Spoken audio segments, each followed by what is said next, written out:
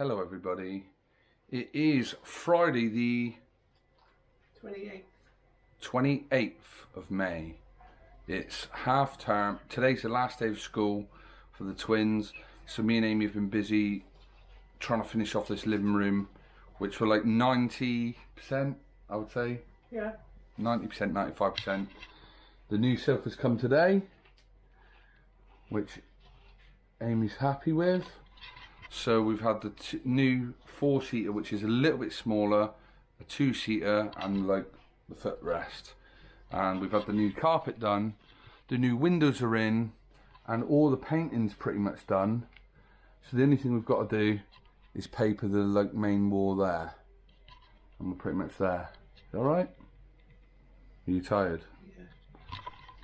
It's been a really busy couple of weeks because I've been working. We had George off last week with what we think was gastroenteritis. Is that how you say it? Yeah. So we went in today into town just to get a few bits and pieces. Amy had to take some stuff back to the shops. I love that. Oh yeah. Look at the, what's it called again? Sully. We picked up that Sully because he likes the what's he called? The green one? Mike Wazowski. And we never had the Sully. So we were in Primark and they just had it sat there. So I think it was 10 quid. So we picked that up. Work, though. It doesn't work apparently. It should talk, but I didn't check it. I just grabbed it. I just thought it was a teddy bear. But it's better that it doesn't talk now than talks and then stops talking. Because then he would be annoyed and probably like disown it. Extra tub that we got. Oh, and Amy's bought. It's a washing basket, but she said it's not for washing. It's not a washing basket, it's a toy storage. So she's put that behind the door. So, yeah, it's been a busy couple of weeks. That's the reason why we've been doing little amount of videos really, like 1 video, 2 videos a week. I've been trying to get into a week, but at the minute it's been a bit sparse because we just haven't had the time. But yeah, we had all the new windows put in all the way through the house. New back door, new patio doors, and yeah, all the new carpets in, new curtains. So Amy's been pretty much has decided all the colours and everything herself, and I've just like helped paint when I've been not at work. But Amy's done pretty much 90% of it. So as you can see, all the walls are painted now, so it's all clean. It's just that one wall to paper, but we can't. We're gonna have to do that when the boys are in bed of an evening in the next week. That's pretty much it. So yeah, it's been a busy week. So Matthew was a bit annoyed this morning because the sofa was literally, the truck pulled up as I was taking him. Actually, they rung Amy and said, we'll be there in 10 minutes. And I said to her, right, I'm going now because they have to like fix the legs on and stuff. So, did they have to fix the arms on? No. So they brought them in full just to fit. Or did they did. They did stick the arms on, did they?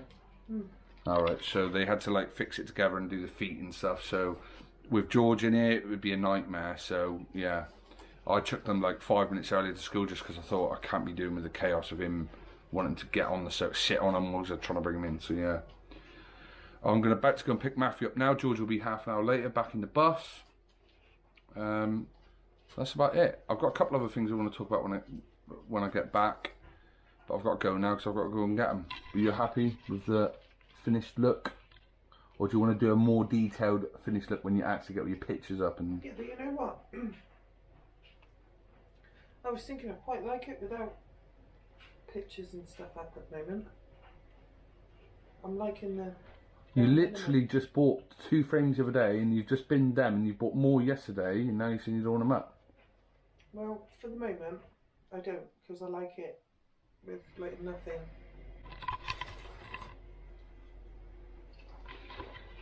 Soz, do you want to pop it on? No, they smell. But anyway, have a look at Sully and where I'm going to go and get the boys.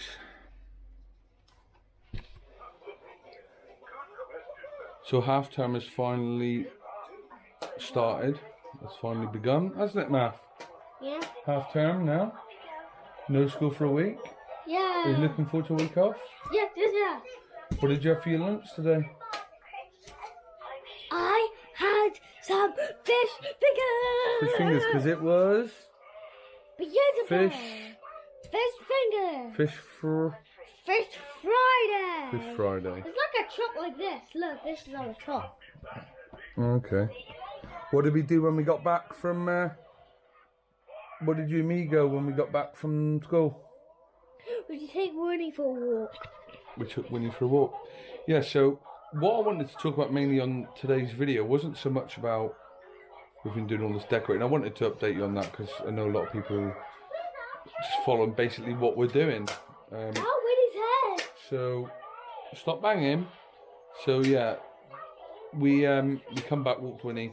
But what I wanted to talk about mainly was something that's really has bothered me in the last couple of years, really, which is about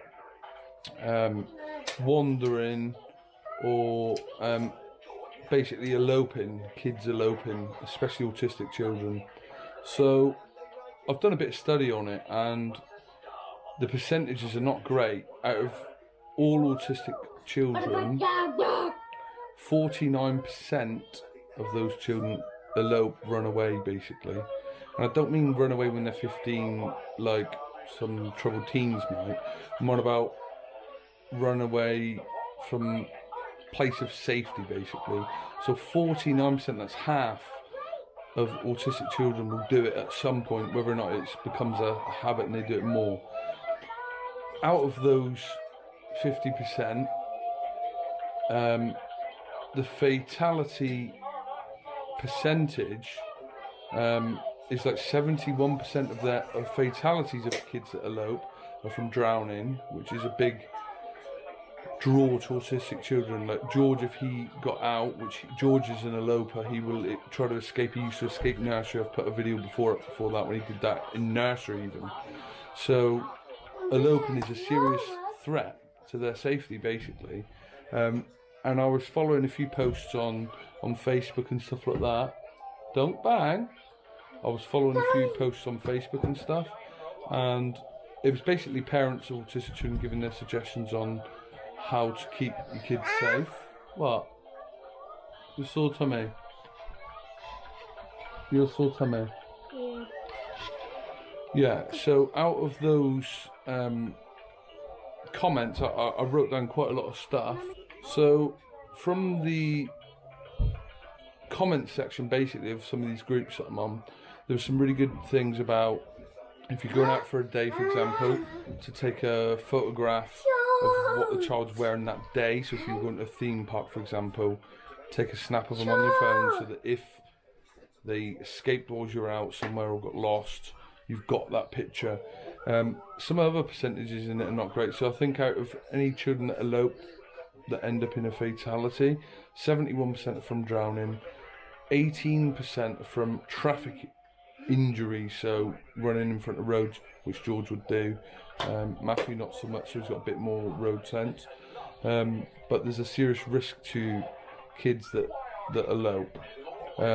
You know, we have all our doors locked in the house, so they can't go in and out as they please.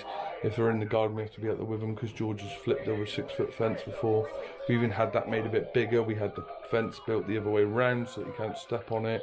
If you guys have got any ideas of what you do you use the reins?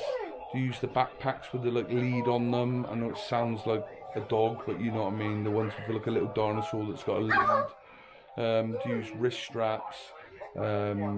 Does your child hold your hand? At what age did you feel comfortable to let him go? Matthew doesn't need to hold our hand now when he walks.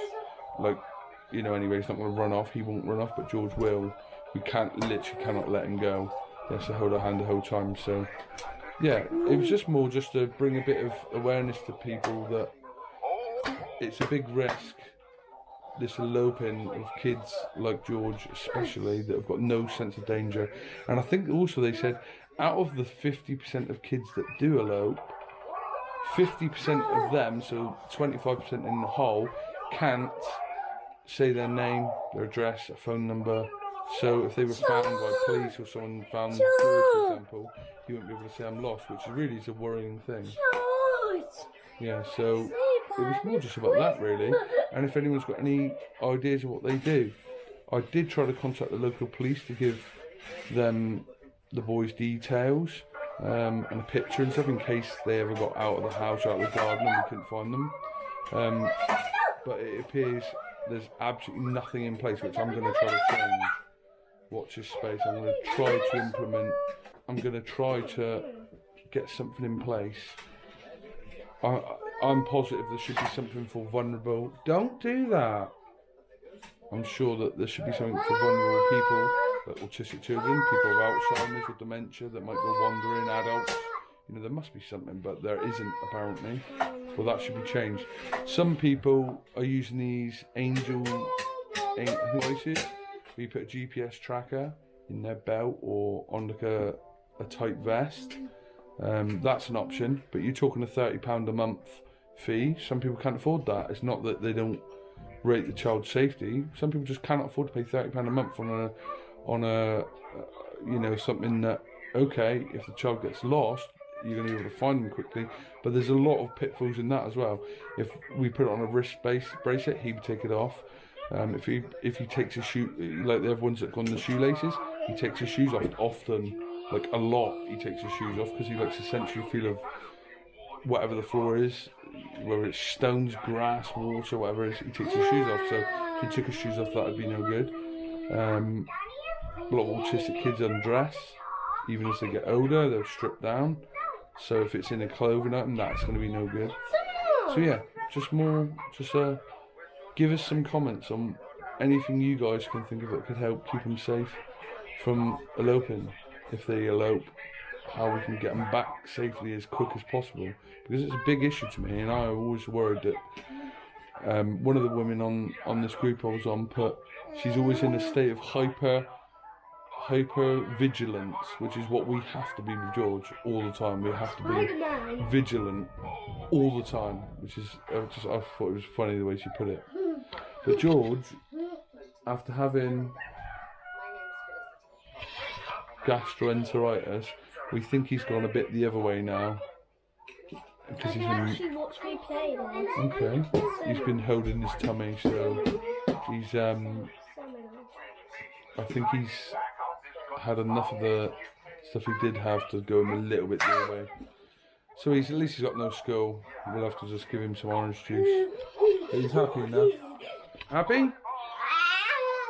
Happy? Okay.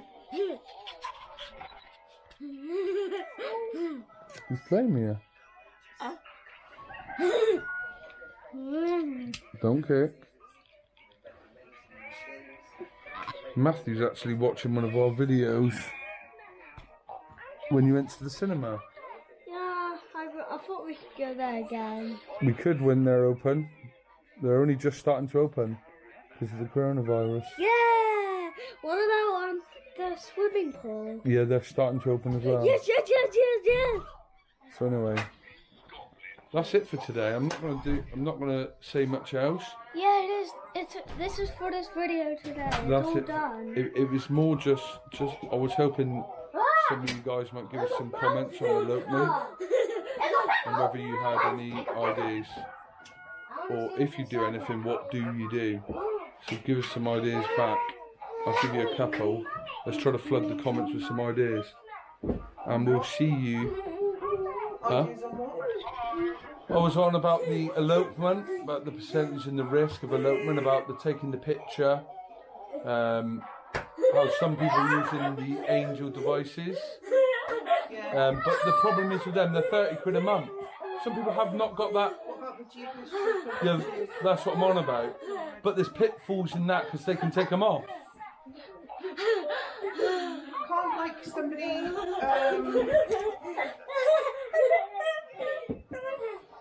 an autism page set up some kind of database so that you can Well, that's what I'm trying to do with the police, but the police were not interested. So yeah, I'm gonna... I mean, like, do it amongst an autism thing, so then you, if you've got fellow autism parents or whatever, they can alert the local police or whatever. Yeah. But what she's saying there is what I tried doing. Look at these two. Careful. Careful. This half term's going to kill me off. Look, they're loving each other. Look at that. Careful, well that TV. What's he doing, Ma? He's just hugging me. He's hugging you. Careful, George. See, and they say that autistic children don't show affection. I know he's giving him the odd tap, but they do. Careful. George has got this thing at the minute about grabbing Matthew like this. He wants you to fall on the floor, I think.